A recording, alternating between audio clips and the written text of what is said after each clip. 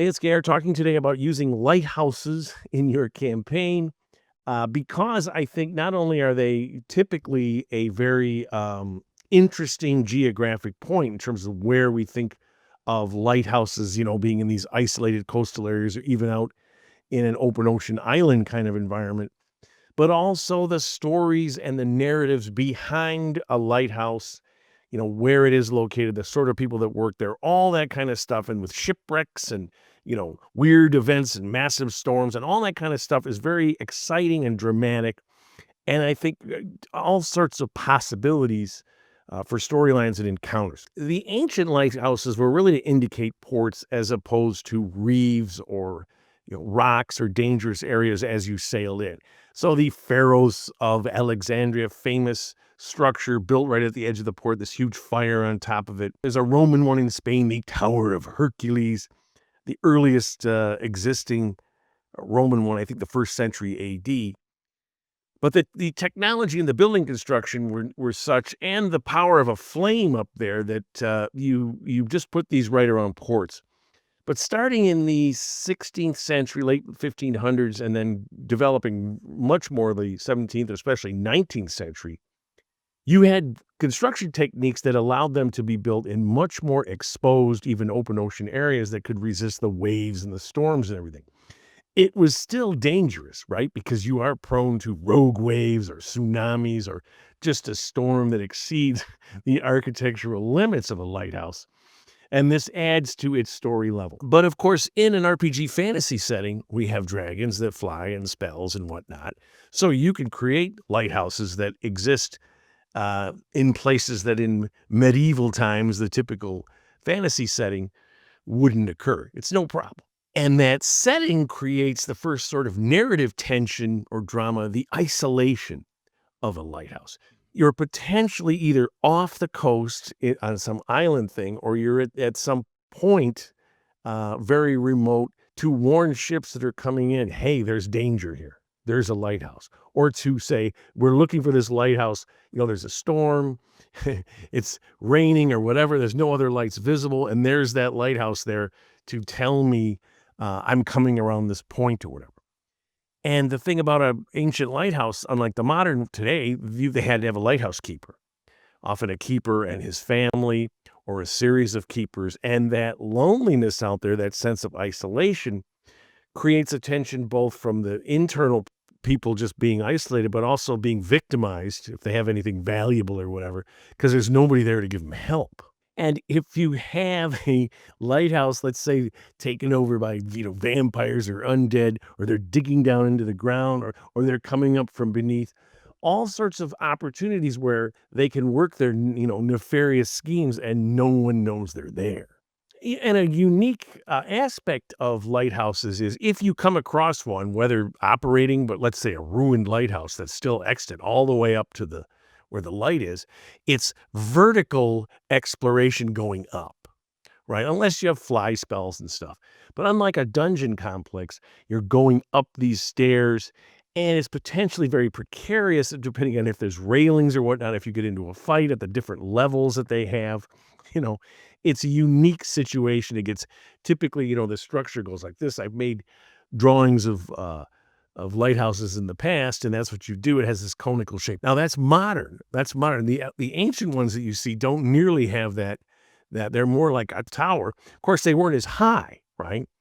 I think the Hercules one is 130 feet, where they have some that are 300 feet and stuff. I mean, they had some really high ones when in the heyday of the lighthouse. And of course, always lingering over a lighthouse is the threat of the sea, right? I mentioned the fact that storms, rogue waves, tsunamis, in a D&D setting, creatures dislikes this light up here or something and attacks it.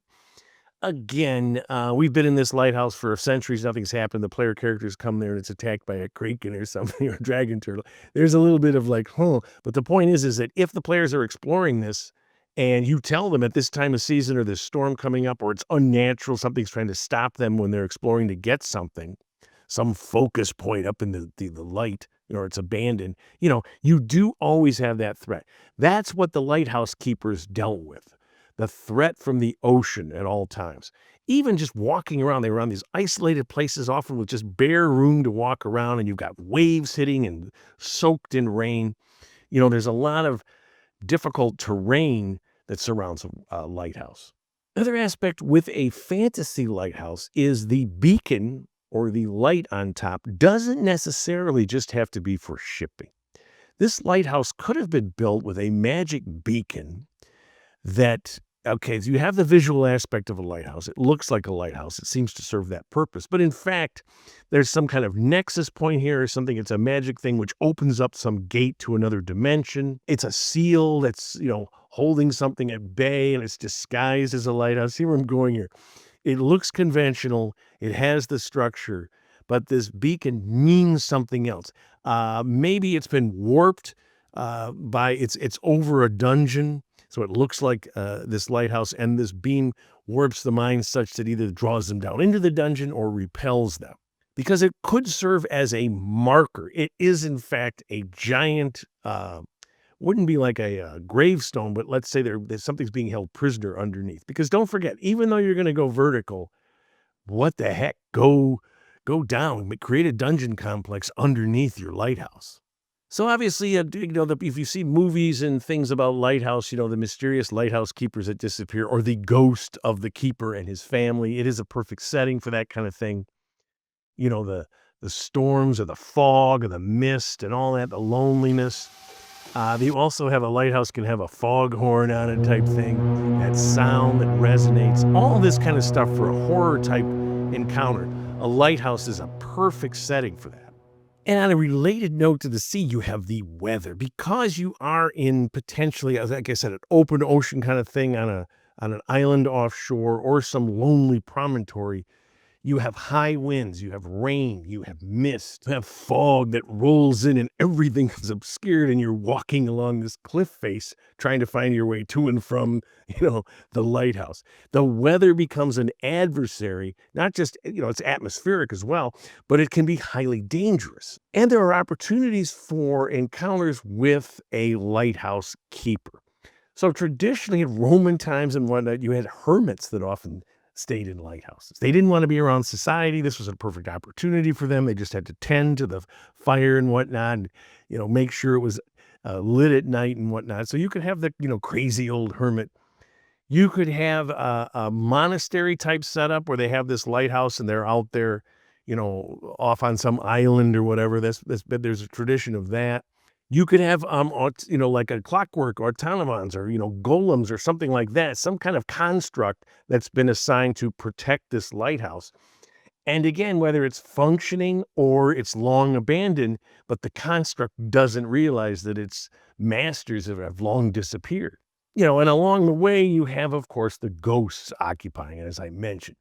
So even if it's abandoned, you got the construct thing, but you also have the ghosts that don't know they're dead. And of course, the abandoned one ties into the idea that lighthouses as structures that potentially, of course, they run into storms and stuff. In real life, they tend to get blasted eventually.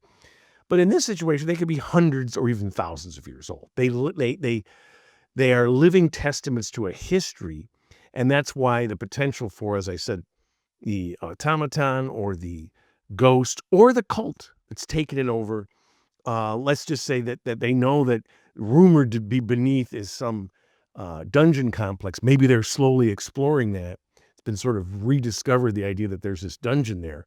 So this cult has taken over, knowing that it is this ancient, this was, again, the cult believes in some god that's been trapped underneath here, and this is the way to free the god. Always a classic, right? And so they're working away, and maybe they just pretend we're reviving this lighthouse, a historical society, or, it needs to be revived for shipping or whatever. Meanwhile, their Confederates are underground searching for the gateway to the god of infinite evil. That's what I might do. And I just think it's fun to create some structure that's isolated like this, that, is in some area where the terrain and the weather and the ocean and all these things combine to create challenging environments for the players to be in. The symbolism of a lighthouse, both warning people to stay away, but giving hope that, oh, we know where we are in this ship on a stormy sea in the, middle of the night. There's we were waiting for that lighthouse. And it also represents isolation and solitude in a way that is profound. You see that and you know this is a lonely place. And then, of course, as I said, hidden knowledge, hidden truths because of its antiquity. So I hope you enjoy the idea of lighthouses. I'd love to hear from you guys if you've used Lighthouse, what you think about them. Of course, a shout out to my Patreon supporters. This week I created a map of this flooded gully. It floods in and out, really fun. Like the video, subscribe to my channel, whatever. But of course, most importantly, my friends, keep playing an RPG game, whichever one you choose, and tell somebody else about it.